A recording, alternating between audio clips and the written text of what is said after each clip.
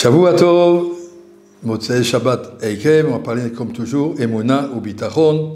Qu'est-ce qu'on peut voir dans notre paracha pour renforcer notre Emouna? Regardez le chichi. La Torah nous compare Eretz Israël, dans lequel on va arriver, à Eretz Mitzrayim, duquel on est sorti. Eretz Mitzrayim, c'est un pays qui vit sur le Nil, dit la Torah. Vishkita Beraklecha Kegana Yarak. Chacun en Égypte, il a son champ, il crée un petit canal, et puis il tire l'eau du Nil, et puis il peut irriguer son champ. Il n'y a jamais de problème de sécheresse autour du Nil, puisque le Nil il est très large, il a des ramifications un peu partout, et tout le monde peut s'arranger avec ça. Et la Torah nous dit, Eretz Israël, c'est pas comme ça. Eretz Harim ou Kaot. Il y a des montagnes, des collines, donc il ne peut pas passer de l'irrigation. Limtara Shamaim Tishtemaim. Tu recevras la pluie directement du ciel. Et Rachid dit, pour te dire que Eretz Israël, c'est beaucoup mieux que Eretz Mitzrayim. En Eretz Mitzrayim, il faut que tu travailles, il faut puiser l'eau, il faut l'amener, il y a des norias, il y a des systèmes pour qu'on va puiser l'eau de la rivière, les amener dans le canot, et puis c'est du travail. Et là, moi, je te fais tout le travail. Tu dors, et moi, je t'envoie la pluie. Sur l'autre côté, les gens, ils disent, moi, je préfère avoir le Nil et être assuré que d'attendre la pluie, des fois, elle ne vient pas. Et la Torah dit, non, c'est pas comme ça. Eretz Asher Hashem Elokecha Doresh Ota Tamid. Eretz Israël, c'est le pays de la Hashgacha Pratit. Akadosh Baruch Hu est avec nous. Eretz Ene Hashem Elokecha Ba Mereshit Hashana Dachit Shana. Akadosh Baruch Hu nous suit du début de l'année à la fin de l'année, chaque goutte de pluie qui tombe en Eretz Israël. Eretz Israël, c'est le pays où Akadosh Baruch Hu est présent. Ce qu'on nous demande, je vais le raconter comme ça pour bien comprendre.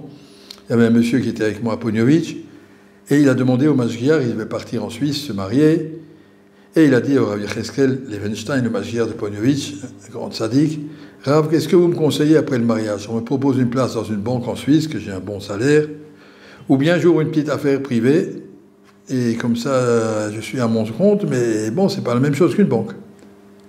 Le Rav lui dit, si quand tu ouvres une affaire, tu sais que tu peux être honnête, ouvre une affaire. Parce que tu sais, si tu travailles à la banque, tu attends ton salaire du patron. Et tu travailles pour ton patron, monsieur le directeur de la banque, monsieur truc, tu fais ton travail pour lui. Alors que si tu ouvres une affaire, tu es en permanence avec Akadosh Baruch Hu, envoie-moi les clients. Fais-moi une bonne acheter ce qu'il faut. Ne laisse pas avec des invendus, ne laisse pas des contrôles et des trucs. Tout le temps avec Akadosh Baruch Hu. Là, tu dépends plus des hommes, tu dépends d'Akadosh Baruch Hu. Ça, c'est la bracha. Même chose, il dit la bracha en Eretz Mitzrayim. Tu es un pays qui est loin d'Akadosh Baruch Hu. Il y a la pluie à le Nil, tu n'as même pas besoin de penser à Hachem. Je me débrouille, c'est tout. Alors que si on a Eretz Israël, tu es en permanence dans les mains d'Akadosh Baruch Hu, tu dépends de lui. C'est une bracha extraordinaire. Rabbi Shimon Bar Yochai, il dit, les élèves lui ont demandé pourquoi la manne est tombée tous les jours. Pourquoi Akadosh Baruch Hu ne peut pas faire la manne une fois par mois, une fois par an? Alors il dit, Machal d'un roi qui a donné une pension à son fils. Il lui donnait tous les jours, viens chercher ton chèque. Et le fils lui dit, papa, je te dérange tous les jours. Donne-moi une fois par mois, comme ça je viens. Il a dit une fois par mois. Il a dit, après je t'ai plus vu pendant un mois, je veux te voir tous les jours. Le jour, on ne veut pas nous remplir le compte en banque et après qu'on l'oublie. Au fur et à mesure, à chaque Birkat Amazon, Tamid, le Chassar Lanou, Alier Sar Lanou. Où est-il, où met-il, où est-il vivre avec proche d'Akadosh Baruch Hu. La proximité, ça c'est la bracha d'un juif. Le bitachon, ça veut dire je sais qu'Hachem ne m'oublie pas. La Emouna, ça ce qu'la Torah nous dit, ne regrettez pas Mitzrayim. Combien de fois les juifs dans le désert disent on repart en Égypte? Dans le désert, c'est très difficile. Si on ne mérite pas qu'Akadosh Baruch Hu, il arrête la manne, il arrête les puits, il arrête les anané kavod, on sera perdu. On retourne en Égypte, on va vivre de façon qu'on appelle en français normale.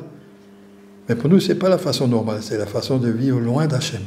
Nous, on doit vivre Ene Hachem Elokecha Ba. C'est une madriga difficile qu'Hachem attend de nous, mais c'est ça là. Parce qu'Hachem nous a amenés dans le désert pendant 40 ans pour nous amener en Eretz Israël et pour nous faire voir, je suis avec vous, ne vous oublie pas, n'ayez pas peur. Le bitachon, c'est celui qui dit, je sais qu'Hachem, il s'occupe de moi, je comprends pas, mais je sais que ça vient de lui, c'est lui qui me gère. Et celui qui vit dans cette bracha, il a la certitude qu'Akadosh Baruch Hu n'oubliera pas. Celui qui croit qu'il va se débrouiller tout seul, Hachem lui dit, débrouille-toi tout seul, tant pis pour toi, c'est ton problème. Mais si tu veux rester avec moi, je suis avec toi. Qu'Hachem nous donne la main et on lui donnera la main toujours. Shavua Tov.